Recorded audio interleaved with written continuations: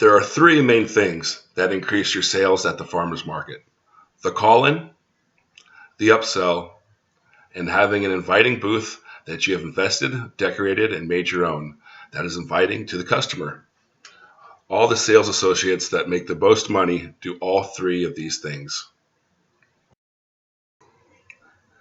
These vans are packed to the brim. There's only enough space to provide the bare minimum of a setup.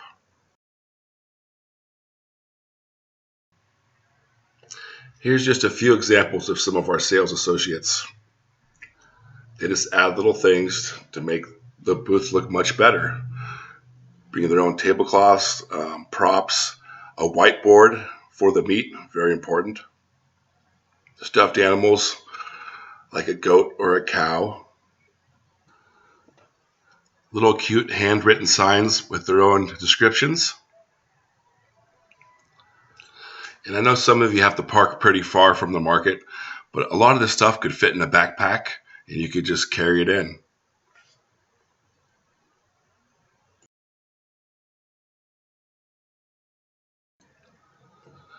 Okay, for a recap, we got tablecloths, whiteboard, stuffed animals, props, a small stand for the meat chest. That helps me out a lot. I have my meat chest on a stand, so when I get the meat out, I could just show it right to the customer, and I don't have to bend over and dig so much. And then we have custom signs and maybe some decorative baskets. The sky's the limit. Now, I can't stress just how important having a nice booth is. We had a couple examples of sales associates this week that have a nice booth. They upsell and they call people in, and they really never have a bad sales day. We had someone in the East Bay. They made $368 in commission. They have a nice booth, and they do their inventory sheets, the requests and whatnot. And we had an example where we had a fill-in in Montclair, and that's a sales associate. She works maybe once or twice a month, but she has all the setup, and she increased that market $300. And there's another sales associate in the East Bay, and this is a cheese and egg only market. And she always calls people in. She has a really nice booth, and she's good at upselling. And she made, $312 in commission. Not bad for 4.5 hours work. And we had our Foster City market. We were getting ready to get rid of that market. It wasn't doing over $400. Sales, everyone said sales were slow. And then here comes this young 19-year-old kid. He gets really excited about the products, really good at calling people in, and he had a really nice setup, whiteboard, props. And now Foster City does 900 to 1200 every time. So it's just those little touches that can make a big difference. We also have a real inspirational story of someone that works two South Bay markets on Saturday and Sunday.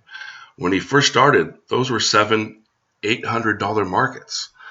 And then he came in with a nice booth, upselling, getting excited about the product, calling people in, and inventory sheets. He is very thorough with inventory sheets, with the meat and the cheese.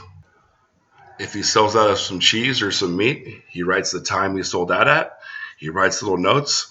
If he thinks he got too much product, he puts corrections, send to Les Kiefer next time, or I could probably sell 6 and you sent 10.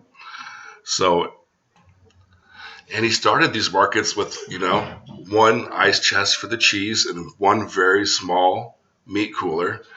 And then he kept selling, doing inventory sheets. His meat chest got bigger and bigger, And then he needed a separate ice chest just for the Kefir.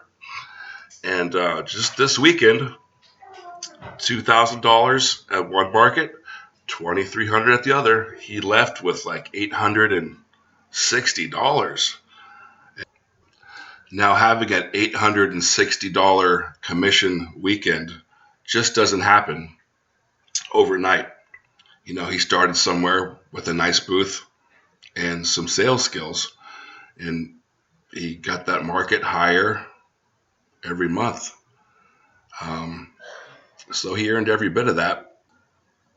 Now, when it comes to the booth, this is your business.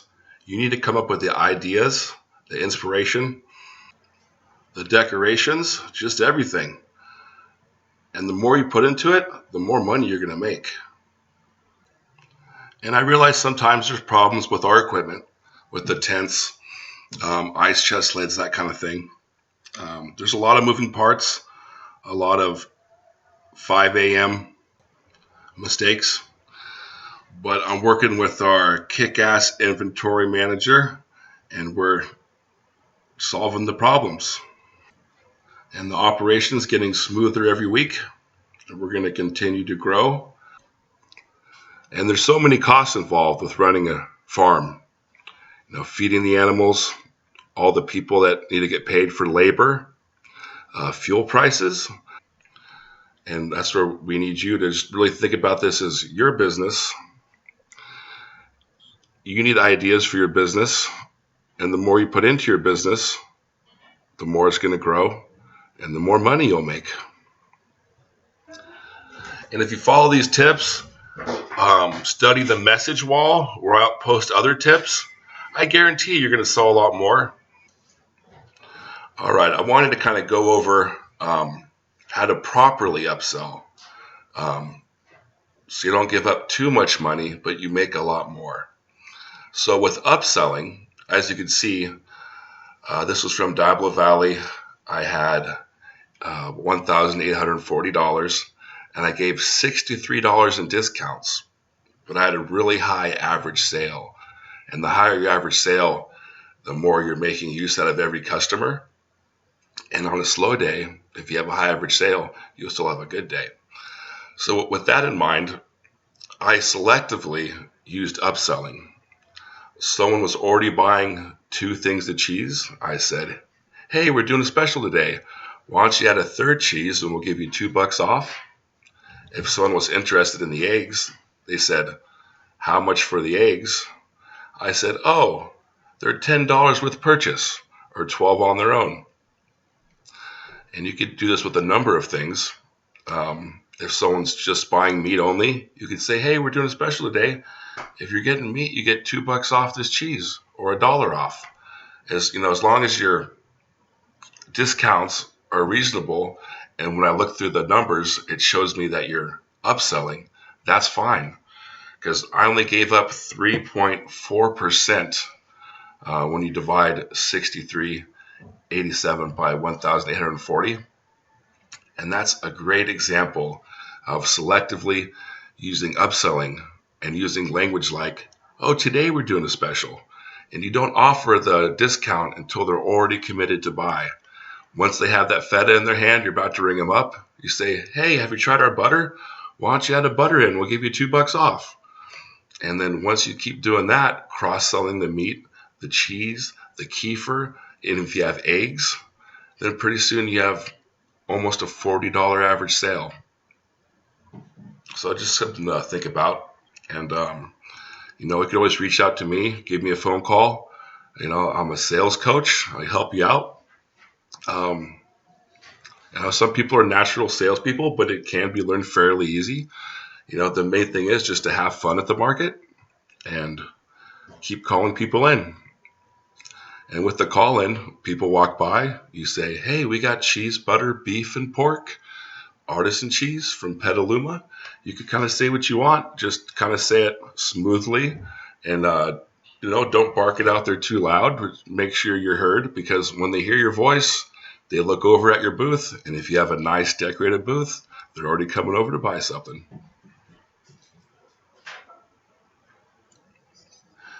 Now with the call-in, It might seem simple, but you could also use it strategically. Like if you see a middle-aged man walking, you could say, we got ribeyes, we got porterhouses. You could use humor, or I call them icebreakers. Someone walks by, you call out, we got cultured butter fresh from the udder. Or if you see someone walk by, ask if you could make their cheese dreams come true. Just say something related to the product to get the attention on your booth. And the most important thing is just have fun. Dress up at the market for Halloween. And if people see you smiling, they're more likely to buy something from you and engage in conversation. But just remember, keep those conversations short. If enough people talk to you for 15 minutes, pretty soon that's an hour of sales you lost.